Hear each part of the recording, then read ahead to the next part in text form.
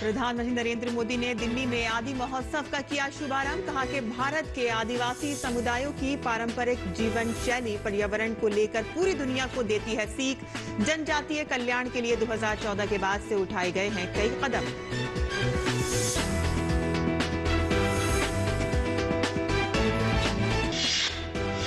केंद्रीय मंत्रिमंडल ने बुधवार को सहकारिता आंदोलन को मजबूत करने की दी मंजूरी। मंत्रिमंडल की बैठक के बाद सूचना और प्रसारण मंत्री अनुराग सिंह ठाकुर ने कहा कि हर पंचायत में 2 लाख कृषि साख समितियों, डेयरी सहकारी समितियों और मत्स्य सहकारी समितियों का किया जाएगा गठन। तीनों समितियां अगले 5 वर्षों में की जाएंगी स्थापित। बुनियादी ढांचे की स्थापना और आधुनिकीकरण में मिलेगी मदद। केंद्रीय मंत्रिमंडल ने कृषि में सहयोग के लिए भारत और चिली के बीच समझौता ज्ञापन पर हस्ताक्षर को भी दी मंजूरी। समझौता के तहत चिली भारत कृषि कार्य समूह का किया जाएगा गठन। कृषि कार्य समूह की बैठकें चिली और भारत में बारी बारी से वर्ष में एक बार की जाएंगी आयोजित। मध्य प्रदेश इंदौर में भारत के G20 की अध्यक्षता वाले कृषि कार्य समूह की पहली कृषि प्रतिनिधि बैठक संपन्न। खाद्य सुरक्षा एवं पोषण, जलवायु के प्रति स्मार्ट दृष्टिकोण के साथ सतत कृषि, समावेशी कृषि मूल्य श्रृंखला व खाद्य प्रणाली और कृषि परिवर्तन के लिए डिजिटलीकरण विषयों पर किया गया विचार विमर्श। नमस्कार, किसान समाचार में आपका स्वागत है। मैं हूं साइमा खान और अब समाचार विस्तार से। प्रधानमंत्री नरेंद्र मोदी ने दिल्ली में आदि महोत्सव का शुभारंभ किया। मेजर ध्यानचंद राष्ट्रीय स्टेडियम में आयोजित ये महोत्सव 27 फरवरी तक चलेगा। जनजातीय संस्कृति को राष्ट्रीय मंच पर प्रदर्शित करने के संदर्भ में आदि महोत्सव महत्वपूर्ण आयोजन है। इसमें देश भर के जनजातीय समुदायों की समृद्ध और विविधतापूर्ण धरोहर को प्रदर्शित किया जा रहा है।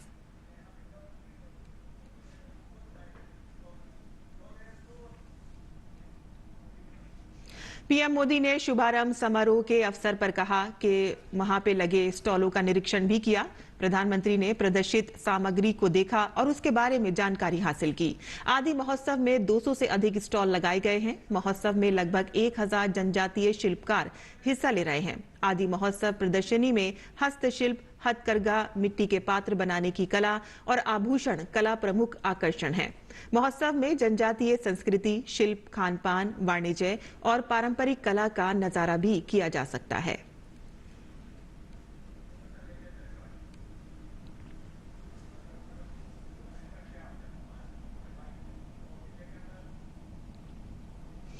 और इस अवसर पर पीएम मोदी ने कहा कि भारत के जनजातीय समुदायों की पारंपरिक जीवन शैली पर्यावरण को लेकर पूरी दुनिया को सीख देती है।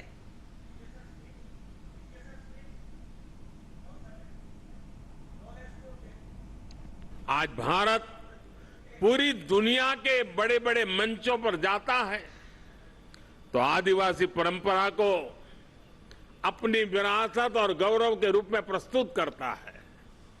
आज भारत विश्व को यह बताता है कि क्लाइमेट चेंज,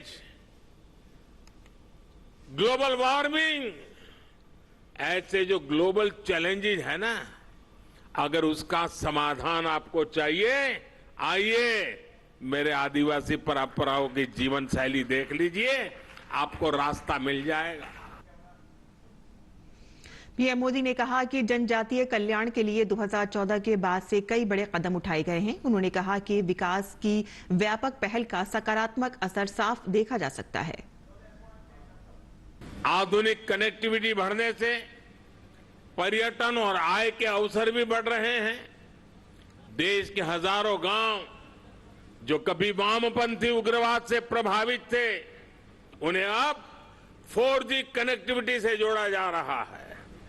यानी जो युवा अलग थलग होने के कारण अलगाववाद के जाल में फंस जाते थे, वो अब इंटरनेट और इंफ्रा के जरिए मुख्य धारा से कनेक्ट हो रहे हैं। ये सबका साथ, सबका विकास, सबका विश्वास और सबका प्रयास, इसकी वो मुख्य धारा है जो दूर सुदूर देश के हर नागरिक तक पहुंच रही है।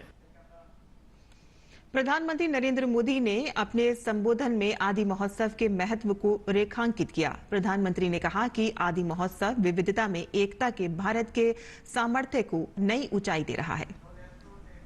ये आदि महोत्सव विविधता में एकता हमारे उस सामर्थ्य को नई ऊंचाई दे रहा है। ये विकास और विरासत के विचार को और अधिक जीवंत बना रहा है। प्रधानमंत्री मोदी ने कहा कि जनजातीय समुदाय की सहायता के लिए केंद्र सरकार लगातार कदम उठा रही है। उन्होंने कहा कि इसी कड़ी में लघु वन उपजों को वन धन की पहल से मदद मिल रही है। 2014 से पहले ऐसे बहुत कम लघु वन उत्पाद होते थे जो एमएसपी के दायरे में आते थे। अब ये संख्या बढ़कर 7 गुना हो गई है। अब ऐसे करीब 90 लघु वन उत्पाद है जिन पर सरकार मिनिमम सपोर्ट प्राइस एमएसपी दे रही है। 50,000 से ज्यादा वनधन स्वयं सहायता समूह के जरिए लाखों जनजातीय लोगों को इसका लाभ हो रहा है। पीएम मोदी ने कहा कि मोटे अनाज से देश का सदियों से नाता रहा है। इस वर्ष पूरा विश्व भारत की पहल पर इंटरनेशनल मिलेट ईयर भी मना रहा है। मिलेट्स, जिसे हम आमतौर भाषा में मोटे अनाज के रूप में जानते हैं और सदियों से हमारे स्वास्थ्य के मूल में ये मोटा अनाज था और हमारे आदिवासी भाई बहन के खान पान का वो प्रमुख हिस्सा हो रहा है। अब भारत ने ये मोटा अनाज, जो एक प्रकार से सुपर फूड है, इस सुपर फूड को श्री अन्न की पहचान दी है। जैसे श्री अन्न बाजरा, श्री अन्न ज्वार, श्री अन्न रागी, ऐसे कितने ही नाम हैं। यहां के महोत्सव के फूड स्टॉल पर भी हमें श्री अन्न का स्वाद और सुगंध देखने को मिल रही है। हमें आदिवासी क्षेत्रों के श्री अन्न का भी ज्यादा से ज्यादा प्रचार प्रसार करना है। इसमें लोगों को स्वास्थ्य का लाभ तो होगा ही, आदिवासी किसानों की आय भी बढ़ेगी। प्रधानमंत्री मोदी ने कहा कि बांस पर लगे कानून को केंद्र सरकार ने हटा दिया। इसका लाभ बांस पर जीवन यापन करने वाले हमारे जनजाति भाई बहनों को हुआ है। पहले की सरकार के समय बैम्बू को काटने और उसके इस्तेमाल पर कानूनी प्रतिबंध लगे हुए थे। हम बैम्बू को घास की कैटेगरी में ले आए और उस पर सारे जो प्रतिबंध लगे थे उसको हमने हटा दिया। इससे बैम्बू प्रोडक्ट्स अब एक बड़ी इंडस्ट्री का हिस्सा बन रहे हैं। और इस पर और ज्यादा जानकारी के लिए हमारे साथ जुड़ गए हमारे संवाददाता गिरीश निशाना। गिरीश, आदि महोत्सव जो है, जो आम लोग हैं, जनजातीय समुदाय के लोगों का किस तरह से उनकी संस्कृति होती है, किस तरह का उनका खान पान होता है, किस तरह से उनकी पोशाकें होती हैं, ये सारी चीजें वहां पर लोगों को देखने को मिलेंगी। आप वहां पर किस तरह से नजारा देख रहे हैं? देखिए, मैं आपको बताना चाहूंगा, आपसे कुछ देर पहले प्रधानमंत्री नरेंद्र मोदी ने इस आदि महोत्सव का Major Dhyan Chand National Stadium Delhi के अंदर उद्घाटन किया है और अब यहाँ पर करीब 200 से ज्यादा स्टॉल यहाँ पर देखे जा सकते हैं, जिसमें जो जनजातीय समुदाय के लोग हैं, जो कारीगर हैं, उनके यहाँ पर स्टॉल लगाए गए हैं। अलग अलग तमाम ये स्टॉल हैं। उसमें खास तौर पर आप देखेंगे तो उनकी जो जनजातीय कला है, जो संस्कृति है, वो उनके उत्पादों में यहाँ साफ देखी जा सकती है। चाहे छत्तीसगढ़ की बात की जाए तो वहाँ की मेटल क्राफ्ट देखने को मिल रहा है। इसके अलावा गुजरात की अलग कला देखने को मिल रही है, महाराष्ट्र की अलग कला देखने को मिल रही है। असम के बैम्बू प्रोडक्ट हैं वो यहाँ देखने को मिल रहे हैं। सिक्किम के अलग जो रागी प्रोडक्ट हैं वो यहाँ देखने को मिल रहे हैं। मेघालय के अलग प्रोडक्ट यहाँ पर देखने को मिल रहे हैं। तो तमाम जो राज्य हैं, जो जनजातीय लोग हैं, वो यहाँ पर पहुंचे हुए हैं। अपने अपने उत्पादों को एक राष्ट्रीय स्तर पर प्रदर्शनी के अंदर वो प्रदर्शित कर रहे हैं। मेरी कुछ देर पहले तमाम लोगों से यहाँ पर बातचीत हुई है, वो काफी उत्साहित हैं। उत्साहित वो इसलिए ज्यादा दिखाई दिए क्योंकि देश के प्रधानमंत्री नरेंद्र मोदी खुद उनके पास गए, उनके बारे में जाना, उनके उत्पादों के बारे में जाना, उन लोगों के बारे में जाना, वो कितने उत्साहित हैं उसके बारे में जाना। तो इसलिए लोग जो जितने भी यहाँ पे स्टॉल लगाए गए हैं, जो जनजातीय लोग आए हुए हैं, वो काफी उत्साहित नजर आ रहे हैं। जी गिरीश, हम ये आपने बताया कि अलग अलग राज्यों के जनजातीय समुदाय के लोग वहां पर आए हुए हैं और अपने अपने उत्पाद जो है वहां पे प्रदर्शित कर रहे हैं। साथ ही हम देख रहे हैं कि जो जनजातीय समुदाय के जो लोग हैं उनके अंदर जो मोटा अनाज है वो बहुत महत्वपूर्ण होता है और खास तौर पे हमारा भारतवर्ष जो है, जो 2023 जो है वो मिलेट ईयर के तौर पर मना रहा है। प्रधानमंत्री ने भी इसका जिक्र किया अपने संबोधन में। तो वहां पर जो ये खान पान रखे गए हैं उनको कितना बढ़ावा मिलेगा? देखिए, निश्चित तौर पर जब प्रधानमंत्री ने अपने मंच से कहा कि जो मोटा अनाज की बात की उन्होंने, किस तरह के मोटे अनाज की महत्वता है उसको उन्होंने बताया। और खास तौर पर जिस तरह से मिलेट ईयर मनाया जा रहा है और दुनिया भर के अंदर भारत की इस पहल को अपनाया गया है, ये एक बहुत बड़ी बात है। और इसकी झलक कहीं ना कहीं इस आदि महोत्सव में भी देखने को मिल रही है। यहाँ रागी उत्पाद देखे जा सकते हैं, यहाँ मोटे अनाज के जो प्रोडक्ट हैं कुछ वो भी देखे जा सकते हैं। तो अपने आप में बहुत महत्वपूर्ण ये कदम है। प्रधानमंत्री ने जिस तरह से जिक्र किया अपने संबोधन के अंदर, क्योंकि अंतर्राष्ट्रीय स्तर पर मिलेट ईयर मनाया जा रहा है, मोटे अनाज को अपनाया जा रहा है, मोटे अनाज की उपयोगिता को प्रधानमंत्री ने मंच से भी बताया और लोग यहाँ पर काफी उत्साहित हैं। अब मोटे अनाज की तरफ ज्यादा रुख लोग करने लगे हैं। और इसके अलावा मैं आपको बताऊं, प्रधानमंत्री ने ये भी कहा, बैम्बू की बात की, बांसों की बात की, तो उन्होंने कहा कि बैम्बू की श्रेणी जो है उन्होंने बदल दी है, उसको घास की कैटेगरी में ले आए हैं और उस पर जो प्रतिबंध लगे थे वो उस पर से हट गए हैं। यानी कि बैम्बू से लोग अच्छे से अच्छे उत्पाद बना सकते हैं। बैम्बू बनाने वाले जो लोग हैं उनको ये कानून है जो हटा है उससे उनको काफी लाभ होने जा रहा है। बहुत बहुत शुक्रिया गिरीश, हमें इन तमाम तफसीलात से वाकिफ कराने के लिए। और किसान बुलेटिन में आगे बढ़ते हैं, जहां प्रधानमंत्री के अध्यक्षता में बुधवार को मंत्रिमंडल की एक अहम बैठक हुई। बैठक में कैबिनेट ने देश में सहकारिता आंदोलन को मजबूत करने और जमीनी स्तर तक इसकी पहुंच को मजबूत करने को मंजूरी दी है। केंद्रीय मंत्री अनुराग सिंह ठाकुर ने मंत्रिमंडल के फैसलों की जानकारी देते हुए कहा कि सरकार अगले 5 वर्षों में 2 लाख बहुउद्देशीय पैक्स, डेयरी, मत्स्य सहकारी समितियों की स्थापना करेगी। कोऑपरेटिव मूवमेंट को और स्ट्रेंथन करने के लिए लगातार भारत सरकार ने कई कदम उठाए हैं। पहला तो जुलाई 2021 में मिनिस्ट्री ऑफ कोऑपरेशन का बनना अपने आप में दिखाता है कि कितना फोकस रखा गया। और जून 2022 में प्राइमरी एग्रीकल्चरल क्रेडिट सोसाइटी को, पैक्स जिसको हम कहते हैं, कंप्यूटराइजेशन के लिए भी बजट का प्रावधान करना और फिर कोऑपरेटिव्स को जेम पोर्टल के साथ जोड़ना, एक प्लेटफॉर्म ऑनबोर्ड करके उसको देना ताकि इस क्षेत्र को उसका लाभ मिल सके।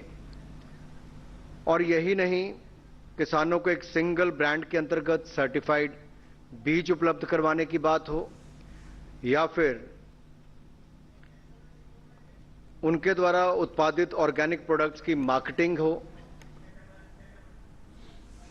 और मंत्रिमंडल ने वित्तीय वर्ष 2022-23 से 2025-26 के लिए 4,800 करोड़ रुपए की केंद्र प्रायोजित योजना वाइब्रेंट विलेज प्रोग्राम को भी मंजूरी दी है, जिसमें 2,500 करोड़ सड़क के निर्माण के लिए होंगे। 2 लाख ऐसी अनकवर्ड पंचायतों को सैचुरेशन बेसिस पर नई पैक्स का स्थापित करने का निर्णय लिया गया है। अगले 5 वर्षों में इसको पूरा किया जाएगा। डेयरी कोऑपरेटिव्स और फिशरीज कोऑपरेटिव्स की स्थापना किए जाने का लक्ष्य भी इसके साथ रखा गया है। और वर्तमान में जो कोऑपरेटिव्स हैं उनको मजबूत करके सभी कोऑपरेटिव्स को जिला और राज्य स्तर पर फेडरेशन से जोड़ना है।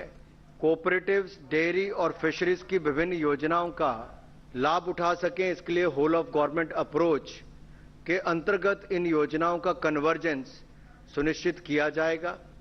और इसमें अगर मैं कहूं तो डिपार्टमेंट ऑफ एनिमल हस्बेंड्री और फिशरीज में ही national programme for dairy development आता है और दूसरा dairy processing and infrastructure development fund, इन योजनाओं को भी उसमें जोड़ा जाए। नरेंद्र मोदी जी के नेतृत्व में लगातार गांव के विकास के लिए कोई ना कोई कदम उठाए गए। इस बार की जो आज निर्णय किया गया है वो वाइब्रेंट विलेज प्रोग्राम। तो वाइब्रेंट विलेजेस प्रोग्राम सन फाइनेंशियल ईयर 2022-23 से लेकर 25-26 तक इसको लागू किया जाएगा। इसके लिए 4800 करोड़ रुपए का प्रावधान किया गया है, जिसमें लगभग 2500 करोड़ रुपया सड़कों के निर्माण पर खर्च होगा। देश की उत्तरी सीमा के जो हमारे रणनीतिक महत्व के गांव का समग्र विकास इसमें हो, यह सुनिश्चित किया जाएगा। और आगे बढ़ते हैं, जहां प्रधानमंत्री नरेंद्र मोदी की अध्यक्षता में केंद्रीय मंत्रिमंडल ने कृषि और संबद्ध क्षेत्रों में सहयोग के लिए भारत सरकार और चिली की सरकार के बीच समझौता ज्ञापन पर हस्ताक्षर को मंजूरी दे दी है। प्रधानमंत्री नरेंद्र मोदी की अध्यक्षता में केंद्रीय मंत्रिमंडल ने कृषि और संबद्ध क्षेत्रों में सहयोग के लिए भारत सरकार और चिली की सरकार के बीच समझौता ज्ञापन पर हस्ताक्षर को मंजूरी दे दी है। ये समझौता ज्ञापन कृषि और संबद्ध क्षेत्रों में सहयोग प्रदान करता है। इसमें सहयोग के जो मुख्य क्षेत्र परिकल्पित हैं, उनमें आधुनिक कृषि के विकास के लिए कृषि नीतियां, जैविक उत्पादों के द्वितीय व्यापार को सुविधाजनक बनाने के लिए जैविक कृषि, दोनों देशों में जैविक उत्पादन को विकसित करने के उद्देश्य से नीतियों के आदान प्रदान को बढ़ावा देना, विज्ञान और नवाचार के जरिए साझेदारियों के अवसर तलाशना, ताकि भारतीय संस्थानों और चिली के संस्थानों के बीच कृषि क्षेत्र में नवाचार को बढ़ावा दिया जा सके और एक जैसी चुनौतियों का सामना करने के लिए सहयोग करना शामिल है। इस एमओयू के तहत चिली भारत कृषि कार्य समूह का गठन किया जाएगा, जो इस एमओयू के कार्यान्वयन के पर्यवेक्षण, समीक्षा और आकलन के साथ साथ लगातार संचार व समन्वय स्थापित करने के लिए जिम्मेदार होगा। इस कृषि कार्य समूह की बैठक चिली और भारत में बारी बारी से वर्ष में एक बार आयोजित की जाएगी। हस्ताक्षर के बाद ये समझौता ज्ञापन लागू होगा और अपने निष्पादन की तारीख से 5 साल की अवधि के लिए लागू रहेगा, जिसके बाद इसे स्वतः 5 साल की अवधि के लिए नवीनीकृत किया जाएगा। वहीं G20 के तहत कृषि कार्य समूह की 3 दिनों तक चलने वाली कृषि प्रतिनिधियों की पहली बैठक बुधवार को संपन्न हो गई। भारत की G20 अध्यक्षता के अंतर्गत प्रस्तावित एजेंडे पर अतिथि देशों के सुझावों को स्वीकार किया गया और तमाम बिंदुओं पर चर्चा की गई।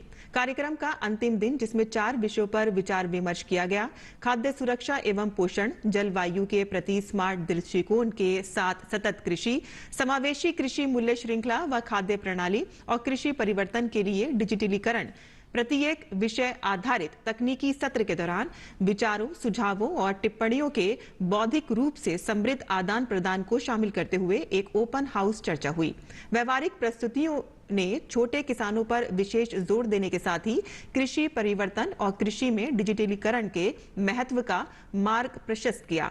कृषि अनुसंधान और विकास पहलुओं पर G20 सदस्य देशों के बीच अधिक सहयोग की आवश्यकता पर बल देते हुए सत्र अध्यक्ष तथा कृषि एवं किसान कल्याण विभाग में सचिव मनोज आहूजा द्वारा समापन टिप्पणी दी गई और भविष्य की कार्य योजनाओं पर विचार प्रस्तुत किए गए। अध्यक्ष ने आगामी AWG बैठक में G20 कृषि मुद्दों पर चर्चा को आगे बढ़ाने का आश्वासन दिया। और इंदौर में पहली कृषि कार्य समूह की बैठक खत्म होने के बाद केंद्रीय कृषि मंत्रालय के सचिव मनोज आहूजा ने डीडी न्यूज के साथ खास बातचीत में कहा कि 4 प्रमुख मुद्दों पर 3 दिन चर्चा हुई है। उन्होंने बताया कि कृषि कार्य समूह की अगली बैठकें इस बैठक के विषयों को ही आगे लेकर जाएंगी। इंदौर में कृषि कार्य समूह की पहली बैठक समाप्त हो चुकी है और कई महत्वपूर्ण विषयों पर चर्चा हुई है। हमारे साथ कृषि मंत्रालय के सचिव मनोज आहूजा जी हैं। सर, बहुत महत्वपूर्ण बैठक थी, इंदौर शहर में हुई है, देश का सबसे स्वच्छ शहर है और 3 दिन तक कृषि पर मंथन हुआ है। क्या प्रमुख वो मुद्दे थे जिन पर गंभीरता से चर्चा इस पूरी बैठक में हुई? पहले तो मैं ये आपको बता दूं कि G20 20 देशों से सदस्य आए थे। उसके अतिरिक्त हमने अन्य देशों से 10 देशों को सदस्यों को आमंत्रित करा था और कुछ अंतर्राष्ट्रीय संस्थाएं हैं जो कृषि के साथ जुड़ी हैं, उनके सदस्यों को भी आमंत्रित करा था।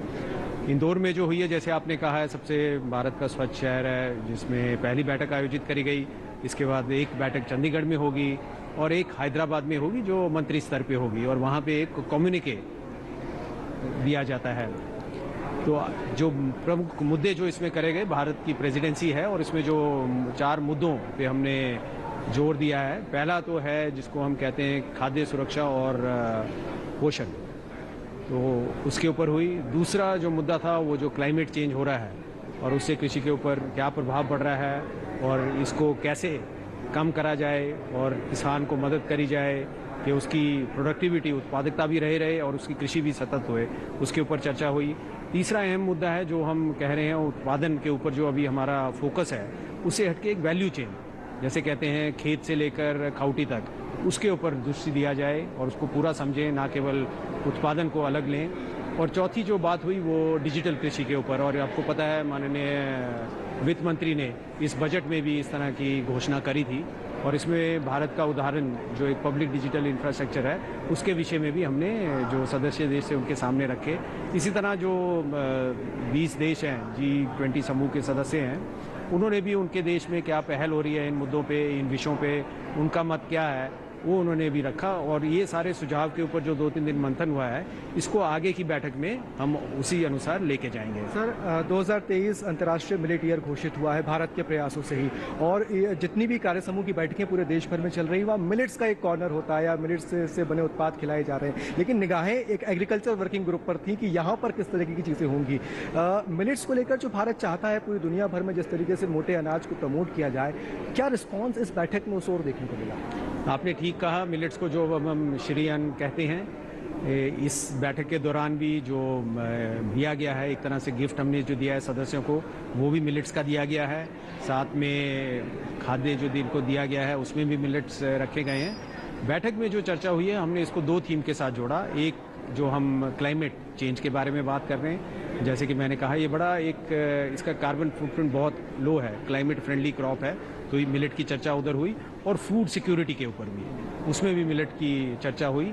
हमारा प्रस्ताव जो है वो ये है कि एक इनिशिएटिव की घोषणा करी जाए, ये हमने सब देशों के सामने रखा।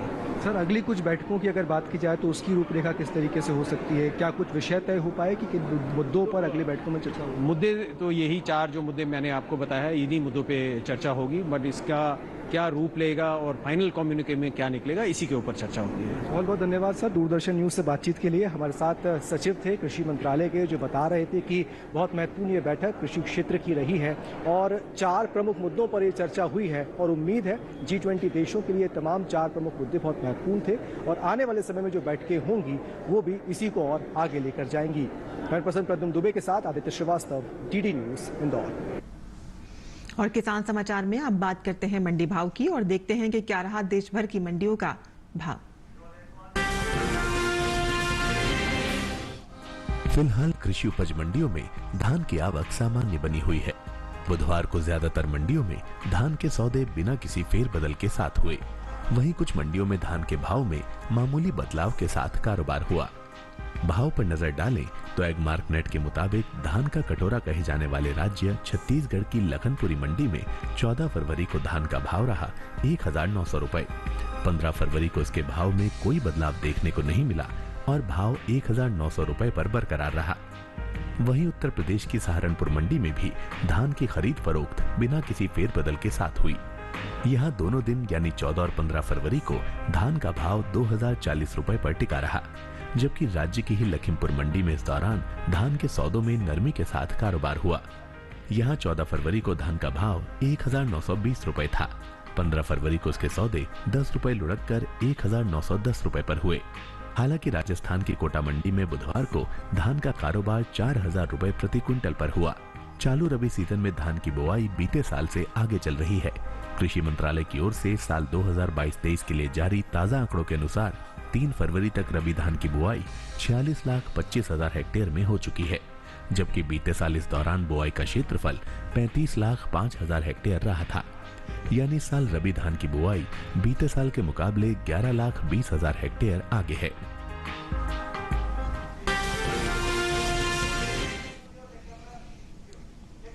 और किसान समाचार में मंडी भाव के बाद आइए अब नजर डाल लेते हैं खास खबरों पर। कर्नाटक के बेंगलुरु में एशिया के सबसे बड़े और 14वें एयर शो एरो इंडिया 2023 में वायुसेना प्रमुख air chief marshal V R. Chaudhari ने एरोस्पेस क्षेत्र के विभिन्न स्टॉलों का दौरा किया। दूरदर्शन ने हिमाचल प्रदेश की जनता को 24 घंटे के नए चैनल की सौगात दी है। डीडी हिमाचल के 24 घंटे के चैनल की शुरुआत हुई है। डीडी हिमाचल पर खबरों और कृषि, शिक्षा, स्वास्थ्य, मनोरंजन के कार्यक्रमों के 24 घंटे प्रसारण सेवा की शुरुआत हुई है। उत्तर प्रदेश के मैनपुरी में मोबाइल टावर लगवाने के नाम पर लाखों रुपए की ठगी का मामला सामने आया है। ठगी करने वाले 11 लोगों का एक समूह अलग अलग जनपदों से ऑपरेट करता था। ये लोगों को कॉल करके उनकी जमीन पर मोबाइल टावर लगवाने के बारे में बात करते थे। शिकायत मिलने पर मैनपुरी पुलिस ने कार्रवाई करते हुए इस मामले में आरोपियों को गिरफ्तार किया है। उत्तर प्रदेश के सुल्तानपुर में 2 मालगाड़ियों के आपस में टकराने से बड़ा हादसा हो गया। जानकारी के मुताबिक एक मालगाड़ी का ड्राइवर हादसे में घायल हो गया है, वहीं आधा दर्जन डिब्बे पटरी से उतर गए हैं। हादसे में जान के नुकसान की खबर नहीं है, लेकिन दोनों ही मालगाड़ियों के इंजन बुरी तरह से क्षतिग्रस्त हो गए हैं। मेघालय में 27 फरवरी को होने वाले विधानसभा चुनाव के लिए प्रचार अभियान तेज हो गया है। सभी पार्टियों के स्टार प्रचारक और वरिष्ठ नेता राज्य का दौरा कर रहे हैं और चुनावी रैलियों के जरिए मतदाताओं से अपने पक्ष में वोट की अपील कर रहे हैं। उत्तर प्रदेश के मुरादाबाद में एक चार्टर्ड अकाउंटेंट को उनके ऑफिस के बाहर अज्ञात लोगों को गोली मार दी गई और इससे सीए की मौत हो गई। मृतक की पहचान श्वेताब तिवारी के रूप में हुई है। मुरादाबाद के एसएसपी हेमराज मीणा ने बताया है कि मामले में आगे की कार्रवाई की जा रही है।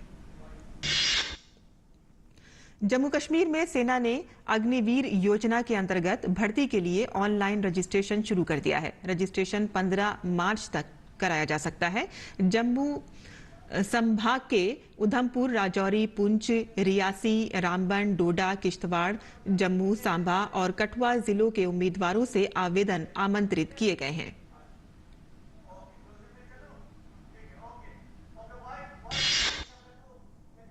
और किसान समाचार में आज के लिए बस इतना ही। अनुमति दें। नमस्कार।